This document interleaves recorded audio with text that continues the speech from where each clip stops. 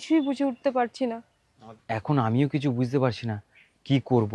আর আমার কাছেও কোনো কাজ নেই যে টাকাটা শোধ করব। কি করব আমি বুঝতে পারছি না। শোনো, তোমরা এখানে একটু আসবে?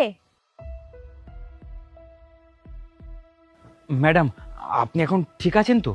হ্যাঁ হ্যাঁ, এখন আমি একদমই ঠিক আছি। আপনারা ঠিক সময়ে এসে আমার প্রাণ বাঁচিয়েছেন।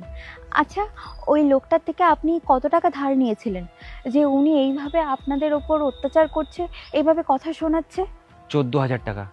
কিন্তু আমাদের কাছে ওনাকে দেওয়ার মতো কোনো টাকাই নেই। দুবেলা ঠিক করে খেতেই পাই না। আর দুদিনের মধ্যে কি করে ওই টাকাটা জোগাড় করব বুঝতেই পারছি না। হ্যাঁ ম্যাডাম, আমরা অনেক অসুবিধায় আছি। আসলে আগে একটা বাড়িতে কাজ করতাম, ওই ম্যাডাম টাকা না দিয়েই শহরে চলে গেছে।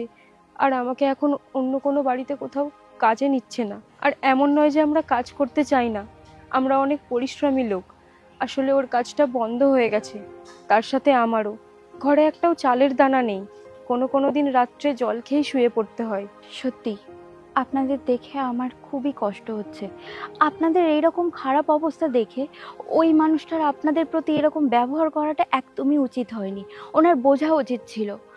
আসলে কি জানেন তো, এখনকার সমাজে মানুষের মনুষ্যত্ব শেষ হয়ে গেছে। আর তাছাড়া সবাই আবার সমান হয় না। যাই হোক, দুনিয়ায় অনেক মানুষ আছে আর সবার চিন্তাধারা আলাদা আলাদা। আচ্ছা, আমি যদি আপনাদেরকে কোনো কাজ দিই, আপনারা কি সেটা করবেন? কাজ?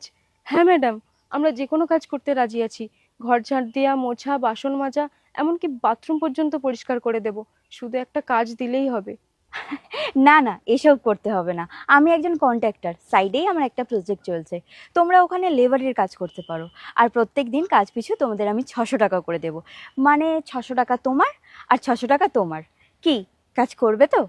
দুজনের 1200 টাকা? মানে একদিনে 1200 টাকা? হ্যাঁ হ্যাঁ, আমরা অবশ্যই কাজটা করব।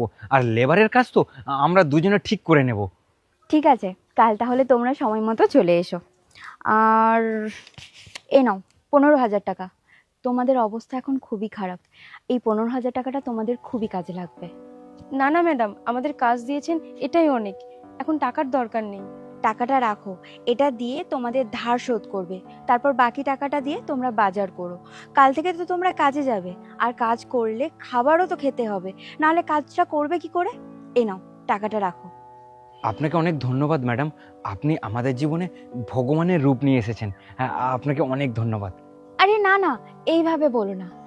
আমি এখন আসি, কাল সময় মতো কাজের জায়গায় পৌঁছে যেও। হ্যাঁ, আমরা কালকে সময় মতো পৌঁছে যাবো।